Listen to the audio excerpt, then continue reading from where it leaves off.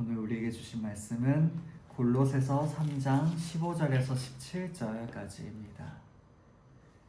골로새서 3장 15절에서 17절까지 말씀. 신약 성경 326페이지쯤에 있습니다.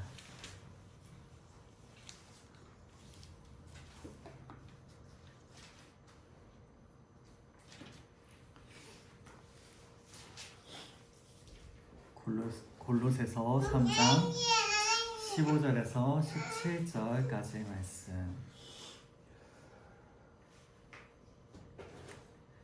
한 절씩 교독하시도록 하겠습니다. 그리스도의 평강이 너희 마음을 주장하게 하라. 너희는 평강을 위하여 한 몸으로 부르심을 받았나니 너희는 또한 감사하는 자가 되라. 그리스도의 말씀이 너희 속에 풍성히 거하여 모든 지혜로 피차가시며 공존하고 시와 찬송과 신령한 노래를 부르며 감사하는 마음으로 하나님을 찬양하고. 함께 읽겠습니다. 또 무엇을 하든지 말이나 일이나 다 주 예수의 이름으로 하고 그를 힘입어 하나님 아버지께 감사하라. 아멘. 오늘 말씀은 그리스도의 평강이라는 제목으로 나누고자 합니다. 라틴어 격언에 자연은 진공을 싫어한다 라는 이야기가 있습니다. 이는 아리스토텔레스로부터 시작된 추론으로요, 우주는 연속된 물질로 가득 차 있기 때문에 자연적인 모습 속에는 아무것도 있지 않은 진공이 존재하지 않는다는 중세 사람들의 믿음이 담긴 격언이었습니다. 물론 현대 과학은 발전을 해서요, 진공을 만드는 일이 예전보다 훨씬 더 쉬워진 것이 사실입니다. 하지만 그것은 인위적인 조작을 통하여 진공의 상태를 만들어내는 것이라고 이야기할 수 있겠죠. 그렇습니다. 인위적이라는 말 자체가 이미 자연은 아닌 것이에요. 감사합니다. 나이스 타이밍. 아니죠. 만일 진공이 생기더라도 자연에서는 인위적인 힘이 계속해서 가해지고 있는 특수한 상황이 아니라면 그 자리를 공기든 물이든 흙이든 자연스럽게 비어있는 곳을 채우게 됩니다. 비었다면 진공의 상태로 내버려 두지 않고 채우는 것, 이것은 아주 자연스러운 일이라고 이야기할 수 있는 것이죠. 그리고 이것은 우리의 영적인 상태에도 긴밀한 연관성을 지닌 이야기다라고 할 수 있습니다. 골로새서 3장 5절의 말씀입니다. 그러므로 땅에 있는 지체를 죽이라. 곧 음란과 부정과 사욕과 악한 정욕과 탐심이니 탐심은 우상 숭배니라. 사도 바울은 우리에게 땅에 있는 지체를 죽이라고 말씀하고 있습니다. 이는 우리의 심령을 가득 채우고 있는, 가득 채우다 못해 우리를 지배하기까지 하는 우리의 옛사람을 벗어버리는 일을 의미합니다. 우리 주 예수 그리스도를 믿는 믿음은 우리를 모든 육신의 정욕에서 벗어나게 합니다. 즉, 주님을 믿는 믿음은 우리를 사로잡고 있는 육신의 정욕을 내어 버리도록 하는 것입니다.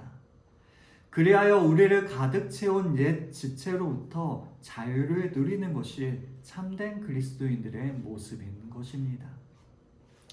표현의 차이는 있을 수 있겠지만 기독교인들 중에서 땅에 있는 지체를 죽이라는 이 말씀을 모르는 사람은 아마 아무도 없을 것입니다. 하지만 문제는 그 말씀이 우리의 삶을 지배하는가, 또한 우리의 삶에 적용시킬 수 있는가라는 점에서 발생하게 됩니다. 왜냐하면 이 말씀은 절대로 쉽지가 않기 때문입니다. 물론 우리는 옛사람을 죽인 사람들입니다. 말씀으로 은혜를 받아 결단했던 그 순간에도, 눈물을 흘리며 뜨거운 마음으로 간절히 기도했던 그 순간에도, 내 삶 속에 살아계신 하나님을 경험함으로 기쁨이 충만했던 그 순간에도 우리는 옛사람을 벗어 던지게 됩니다. 하지만 우리가 죽였던 땅의 지체는 은혜가 식어지는 그 순간에 다시 스멀스멀 살아 돌아와 우리의 마음을 지배하게 됩니다. 주님을 위하여 살아가기로 말씀을 붙잡고 그토록 결단했는데 인생의 중요한 선택의 기로에 서게 되면 어느새 우리는 우리의 탐심이 또한 우리의 헛된 영광이 우리의 마음을 가득 채우게 됩니다. 그리하여 하나님의 영광이 아니라 나의 영광을 쫓아서 우리의 선택을 하기를 원하는 것이 바로 우리의 모습인 것이지요. 용서하기로 그토록 간절히 기도했는데 그 미워하는 사람의 얼굴을 다시 보게 될 때에는 우리의 마음속에 다시 분노가 차올라 우리가 도저히 주체할 수 없게 됩니다. 그리하여 이제는 잊었다, 이제는 용서했다라고 생각하는 그 순간에도 우리는 다시 분노와 미움에 사로잡히게 되는 것이지요. 다른 것들을 구하지 않겠노라고 오직 주님께 모든 것을 맡기고 살아가겠노라고 고백했는데 어느 순간 근심과 걱정이 우리의 눈앞을 가리워서 주님을 바라보지 못하게 되는 것이 바로 우리의 모습이기도 합니다. 주님을 위하여 나의 유익을 모두 내어버렸다고 생각했는데 더 이상 나의 욕심을 쫓아 살아가지 않겠다고, 나의 모든 욕심을 내어버렸다고, 비웠다고 생각했는데 옛사람을, 땅에 있는 지체를 죽인 줄 알았는데 어느샌가 돌아와 우리를 지배하고 있는 것이 바로 우리의 현실인 것입니다. 그렇다면 이미 죽은 옛사람이 부활해서 다시 돌아온 것일까요? 그렇지는 않습니다. 죽은 것은 부활하지 않아요. 오직 부활은 우리 주 예수 그리스도의 것입니다. 그리고 그분께 속한 사람들, 즉 성도들인 우리들에게 선물로 주어지는 것이 바로 부활입니다. 죽은 것은 절대로 살아 돌아올 수 없습니다. 그럼에도 땅에 있는 지체가 돌아오는 것은 왜 그럴까요? 네, 그렇죠. 죽인 줄 알았는데 안 죽은 거예요. 우리는 오직 주님만이라고 기도하고 고백하며 찬양을 하지만 사실은 우리의 옛사람은 죽은 척만 하고 있다가 죽은 게 아니라 죽은 척만 하고 있다가 언제든지 다시 돌아와 언제든지 다시 일어나 우리를 지배하게 되는 것입니다. 오직 주님만이 우리를 지배하시도록 우리의 삶을 이끌어가기를 원하지만 실상 우리를 지배하는 것은 옛사람이 되어버리고 마는 것입니다. 사도 바울의 고백처럼 오라 나는 공고한 사람이로다, 이 사망의 몸에서 누가 나를 건져내랴 라고 절규할 수밖에 없는 것이 바로 우리의 옛사람의 이 문제인 것입니다. 그러하기에 우리는 보다 적극적으로 나아가야 합니다. 단지 옛사람을 벗어버리는 것에 만족하여 멈춰서는 안 된다는 것입니다. 우리를 진공의 상태로 내버려 두는 것이 우리의 목적이 아닙니다. 그 자리를 비웠다면 이제는 적극적으로 채워 나아가야 하는 것입니다. 그렇게 하지 않는다면 애써 비운 그 자리는 다시 옛사람이 자리할 것이기 때문입니다. 골로새서 3장 10절의 말씀입니다. 새 사람을 입었으니 이는 자기를 창조하신 이의 형상을 따라 지식에까지 새롭게 하심을 입은 자니라. 구약의 율법을 아주 쉽게 설명해 보자면요, 그 핵심은 하나님의 말씀에 순종하면 복을 받고 불순종하면 저주를 받는다 라고 정리할 수 있을 것입니다. 우리의 마음으로는 복을 많이 그리고 저주는 조금만 기록되었으면 좋았을 것이라고 생각할 수도 있습니다.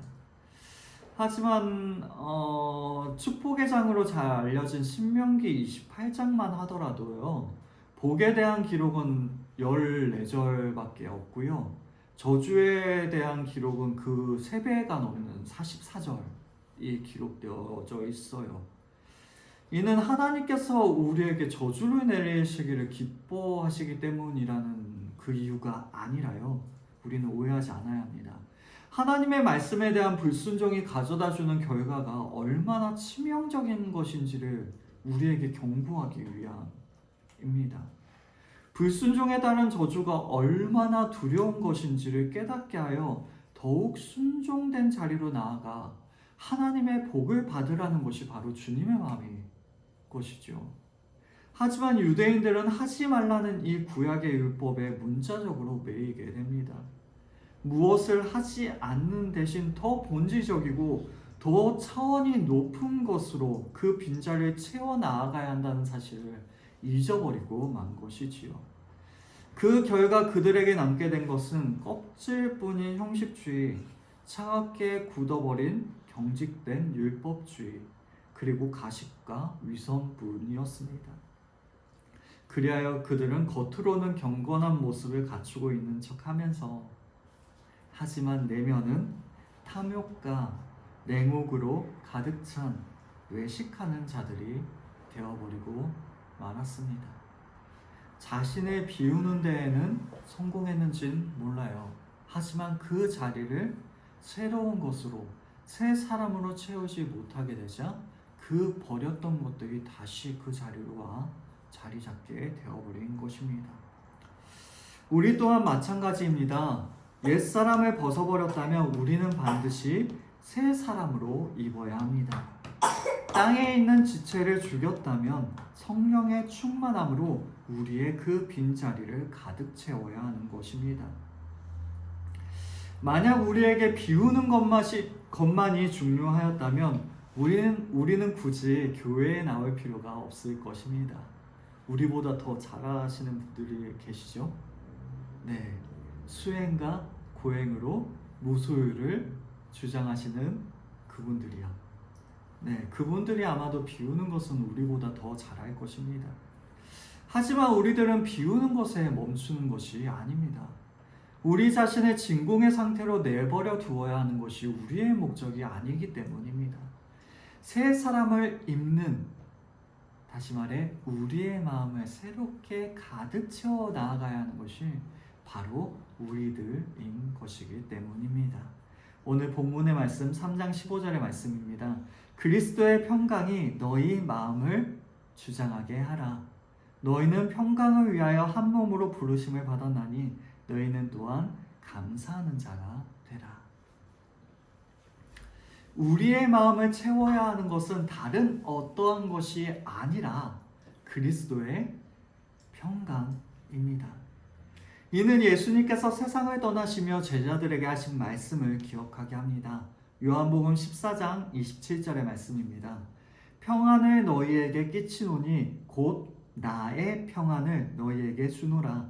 내가 너희에게 주는 것은 세상이 주는 것과 같이 아니하니라. 너희는 마음에 근심하지도 말고 두려워하지도 말라.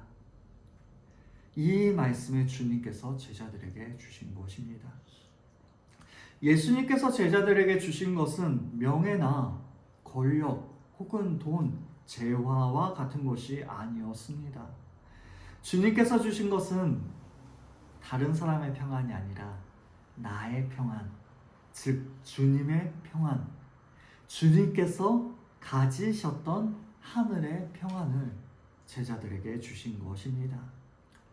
이것은 예수님께서 제자들에게 주신 최후의 선물이요 또한 최고의 선물이라고 이야기할 수 있습니다. 그리고 이것은 당시 그 자리에 있었던 제자들에게만 주어진 것이 아니라 주님을 믿는 모든 성도들, 우리들에게도 동일하게 주어지는 선물인 것입니다. 예수님께서 하늘의 평안을 가지셨고 그 평안을 우리에게 주셨다는 이야기는 예수님께서는 이미 평안을 가지고 계셨다라고 이야기할 수도 있겠죠. 그렇다면 예수님께서 가지고 계셨던 그 평안을 계속해서 누릴 수 있는 가장 좋은 방법은 무엇일까요? 그것은 바로 이 땅에 오시지 않으시고 하늘에서 계속해서 그 평안을 누리고 계시는 것이라고 이야기할 수 있을 것입니다. 그 하늘에서 하나님 아버지와 영원토록 화목의 관계를 유지하는 것이 바로 예수님의 평안이었을 것이에요. 그것이 바로 주님의 평안입니다. 하지만 주님께서는 그렇게 하지 않으셨어요. 자신의 평안을 유지하는 것이 주님의 뜻이 아니었습니다. 주님께서는 자신의 평안을 내어 버리셨어요. 우리를 위하여 자신의 평안을, 하늘의 평안을 버리시고 이 땅으로 내려오셨습니다.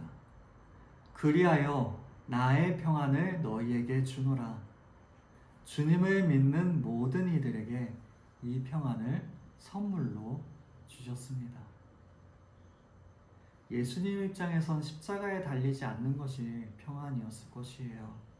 하지만 주님께서는 자신의 그 평안을 내어버리시고 우리를 위하여 십자가에 달려 죽으셨습니다.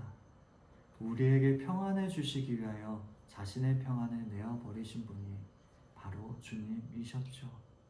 하지만 그 일을 통하여 더욱 영원한 평안이 우리에게 임하게 되었습니다. 하나님을 떠난 죄인들이 주님을 믿을 때 하나님과 화목하게 됩니다. 하나님과의 화목, 하나님 안에서 평안하게 됩니다. 죄로 인하여 평안할 수 없는 인생들의 마음속에 평강이 자리 잡게 됩니다.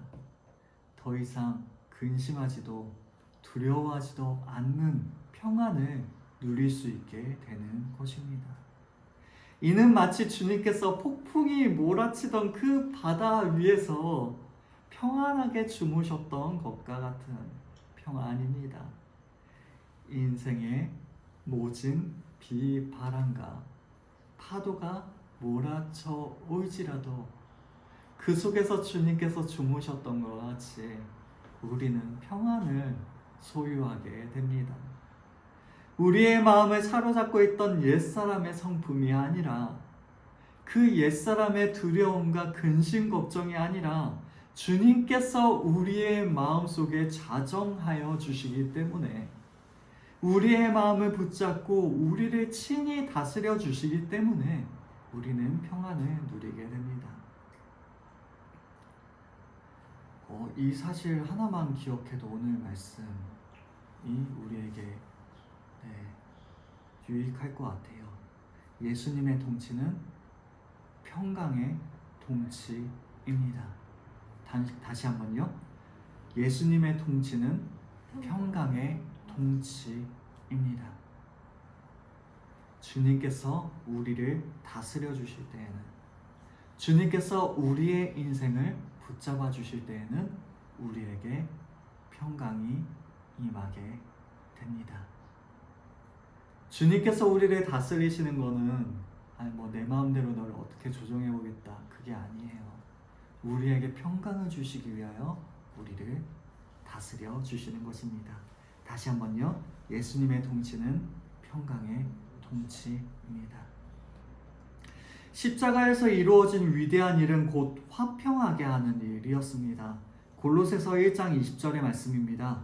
그의 십자가의 피로 화평을 이루사 만물 곧 땅에 있는 것들이나 하늘에 있는 것들이 그로 말미암아 자기와 화목하게 되기를 기뻐하심이라. 주님께서 다스려 주시는 마음속에는 미움이나 시기, 질투, 근심과 걱정을 지니고 살아간다는 생각을 할 수조차 없는 마음이 됩니다. 주님께서 통치하시는 우리의 마음은 평강이 이루어져야 하는 것입니다. 그리스도께서 우리의 마음속에서 다스리실 때 그분의 평강이, 그리스도의 평강이 우리의 인생을 주장할 것이기 때문입니다. 그러하기에 바울은 바로 이러한 그리스도의 평강이 우리의 마음을 주장하게 하라고 권면하고 있는 것입니다. 여기에서 쓰인 주장하게 하라라는 이 단어는요, 경기할 때 심판이 하는 일을 우리에게 떠올리게 해요. 심판은 어떻게 경기를 규정하나요? 자기 마음대로 하나요?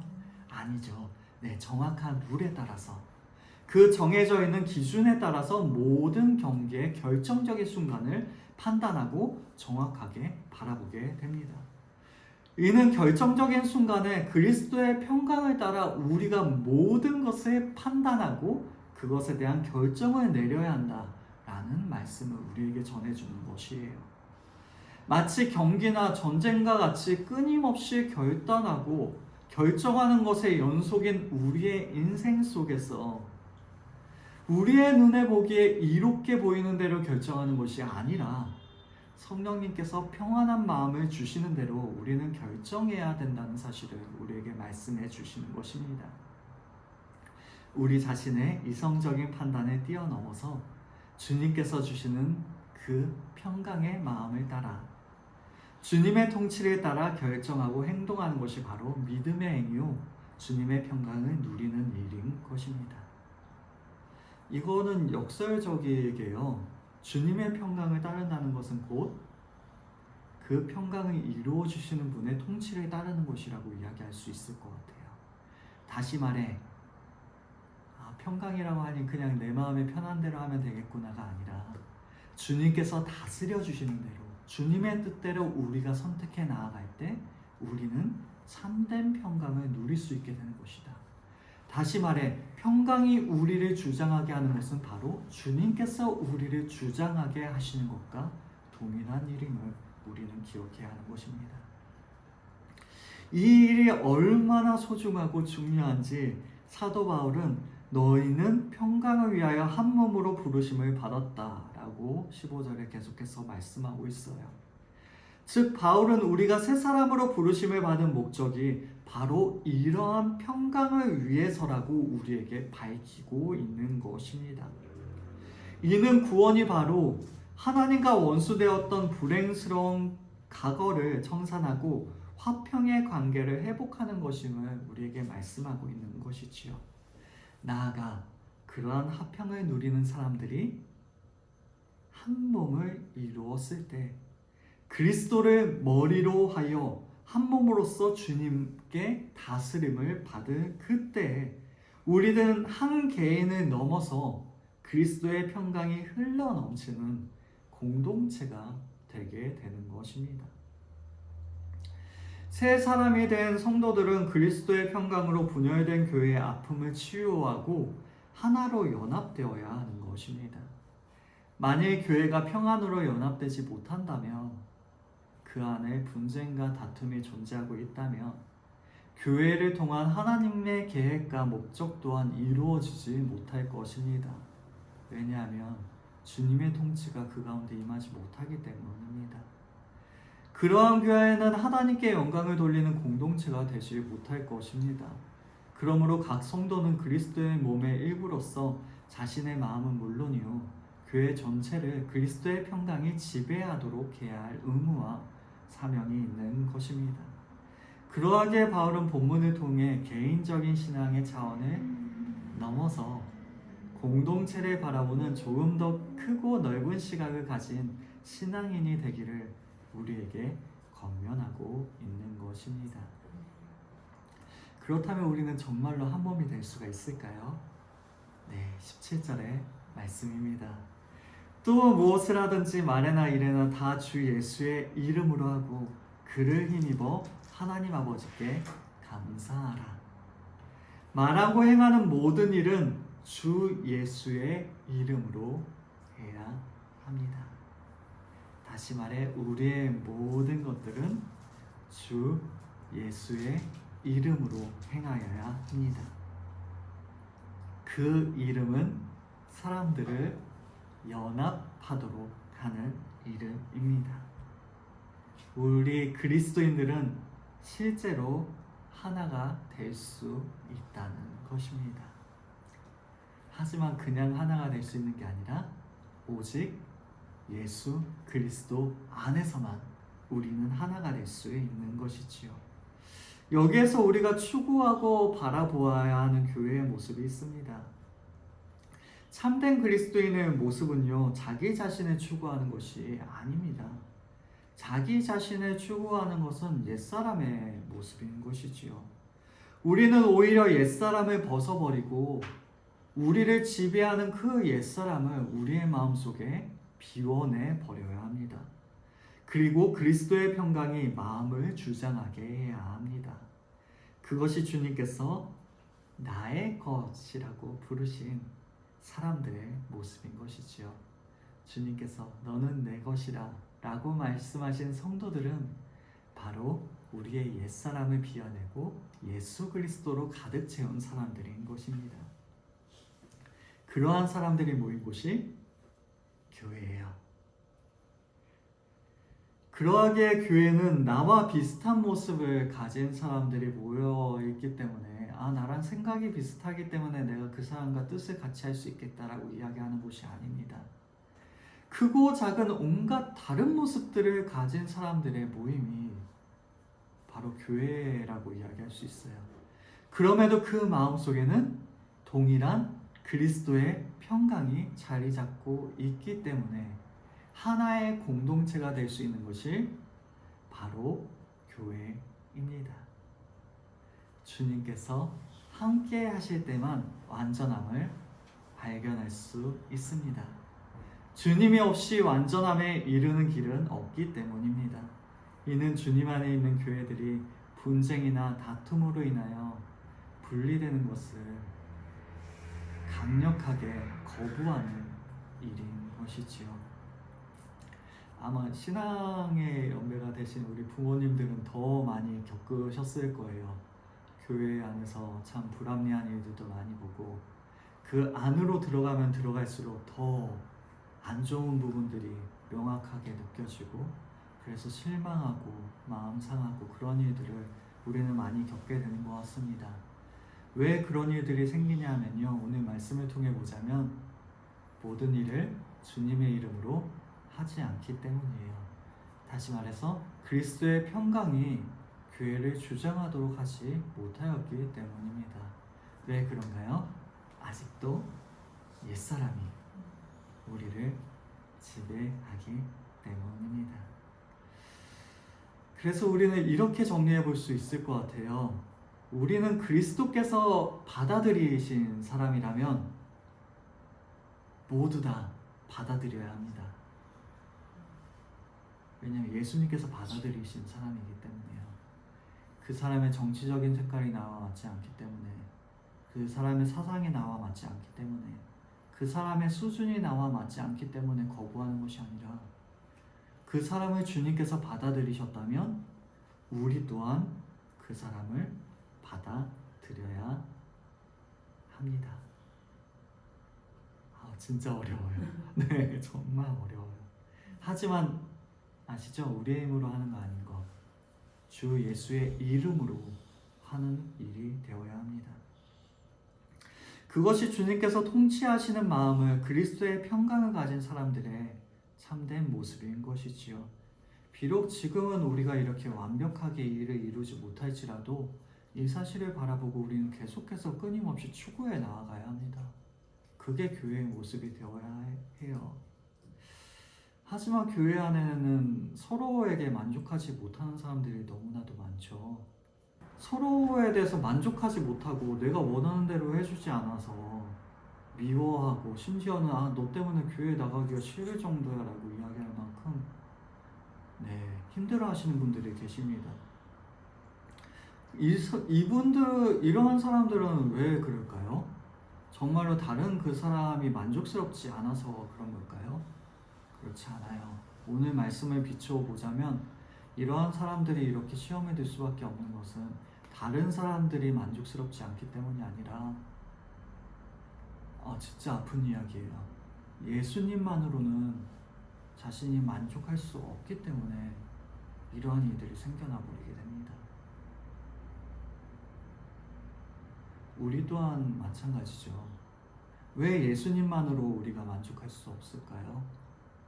아직도 옛사람이 우리 안에 있기 때문에.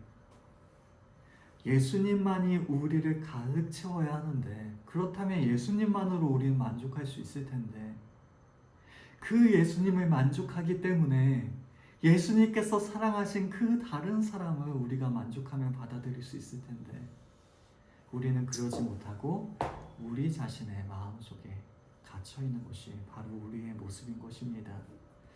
그러하게 우리는 그리스도의 평강이 우리의 마음을 강건하도록 우리는 주님께 우리의 마음을 의탁해야 합니다. 바라고 원하는 것은 우리 모두가 우리 안에 가득 채운 옛사람을 비워내고 그리스도의 평강으로 우리의 마음을 가득 채울 수 있길 원합니다. 주님의 다스림이 그 평강의 통치가 우리에게 이루어지기를, 그리하여 우리 또한 근심하거나 두려워하는 인생이 아니라 하나님께 찬양하며 감사하는 인생을 살아갈 수 있기를 원합니다. 그리하여 우리가 받아 누리는 그 평강이 우리 개인에게만 머무는 것이 아니라 우리 가족에게, 우리 공동체에게까지 흘려보낼 수 있는 우리 모두가 될 수 있길 원합니다. 예전에 어떤 분이 한 그 모습을 본 적이 있어요. 흙탕물이 담겨있는 유리컵이었는데요. 이 컵을 손에 대지 않고 이 흙탕물을 빼내는 방법에 대해서 알려준다고 하면서 이렇게 하더라고요. 어떻게 하면 되냐면 깨끗한 물을 들이부으니까 흙탕물이 밀려서 나와가지고 깨끗한 물이 이렇게 가득 채우게 되더라고요. 우리 또한 마찬가지입니다. 우리는 굳이 비워내려고 노력하지 않아도 되는 것 같아요. 오히려 주님의 평강이 우리의 마음 속에 가득 채워지면 우리는 자연스럽게 옛사람을 우리의 마음 속에서, 우리의 마음의 자리에서 내어보내게 됩니다. 그리고 그 주님만이 우리의 마음 속에 자리 잡게 하는 것이지요. 그러한 방법이 16절에 나타나고 있는데요. 그리스도의 말씀이 우리 속에 풍성하게 거하게 하는 것. 다시 말해 말씀이 없이는 우리 주님께서 우리의 마음속에 풍성히 거하시는 일이 일어날 수 없습니다. 그리고 감사한 마음으로 하나님을 찬양한다면 우리는 어느샌가 그리스도의 평강으로 가득 채워진 사람들이 될 것입니다. 우리는 과연 어떠한 사람들입니까? 우리의 가족 안에서, 가정 안에서, 또는 교회 공동체 안에서 이러한 평안을 나타내는 사람들입니까? 바라고 원하는 것은 우리를 통하여 주님의 통치가, 이 평강의 통치가 우리 자신에게, 또한 우리 자신을 넘어서 우리의 주변까지 이루어지는 일에 쓰임받을 수 있는 우리 모두가 될 수 있길 원합니다. 이 사실을 바라보시며 오직 우리 주 예수 그리스도 안에서, 그리고 그 주님을 힘입어 평강을 누리고 하나님께 감사하는 우리 모두가 될 수 있기를 주님의 이름으로 축원합니다.